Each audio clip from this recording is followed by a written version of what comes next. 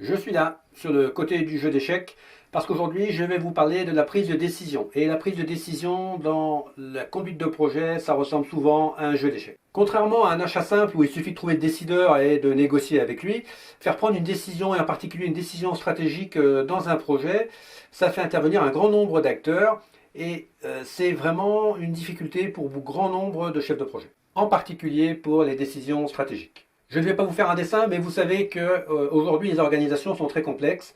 Le temps où il y avait un dirigeant dans une structure pyramidale, hiérarchique, qui prenait toutes les décisions parce qu'il avait l'autorité et tout le monde était habitué à ça, c'est fini. Aujourd'hui, les organisations sont très complexes, sont très internationales, et savoir qui décide de quoi est vraiment un sport national pour les chefs de projet.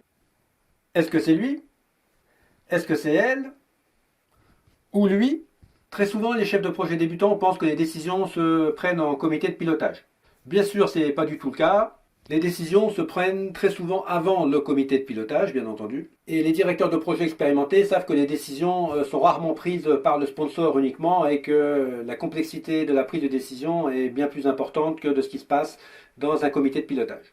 En fait, il y a autant de décideurs qu'il y a de décisions, en particulier pour les décisions stratégiques. Vous devez vous poser la question à chaque décision stratégique qui est véritablement ou quelles sont les personnes qui ont un impact important sur cette décision.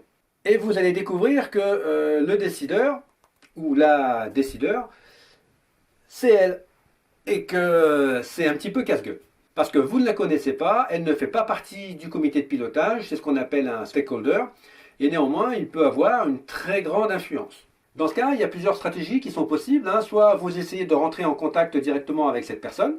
Il y a certains outils pour ça. Soit vous connaissez des gens qui la connaissent et donc vous allez essayer de l'influencer de manière indirecte. Là aussi, on peut travailler sur cet axe-là. Mais votre premier travail, c'est de faire le mapping de vos différents acteurs. Ce mapping, vous pouvez le faire bien sûr avec un crayon et un papier. Ça marche très bien, mais il faut le faire. Mais vous pouvez le faire aussi en utilisant des vraies pièces d'échiquier, alors de petites ou moyennes. Ça a un avantage, c'est que vous pouvez les disposer dans l'espace et croyez-moi, ça donne un certain nombre d'informations qui sont vraiment intéressantes par rapport au lien entre les acteurs. Mais néanmoins, pour aujourd'hui, votre priorité, c'est de faire le mapping des différents acteurs qui vont rentrer dans la prise de décision stratégique que vous voulez faire prendre.